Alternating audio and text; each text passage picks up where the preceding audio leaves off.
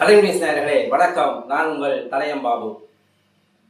கடந்த 6ஆம் தேதி அன்று சாத்தான்குளம் தந்தை மகன் வழக்கில் மதுரை அமர்வு நீதிமன்றம் 9 போலீஸ் அதிகாரிகளுக்கு இரட்டை தூக்கு தண்டனையை விதித்தது. நாடறிந்த நல்ல விஷயம் அது. ஆனால் ஒருவர் கைது செய்யப்பட்டு சிறையில் இருக்கிற பொழுது துறை ரீதியான நடவடிக்கை என்கின்ற பெயரை அவர்களை சஸ்பெண்ட் செய்வார்கள். அதை செய்திருக்கிறார்கள். சஸ்பெண்ட் செய்தால் வாங்குற சம்பளத்திலே பாதி பிழைப்பூதியம் என்கின்ற பெயரிலே பாதி சம்பளம் அவர்களுக்கு வழங்கப்படும்.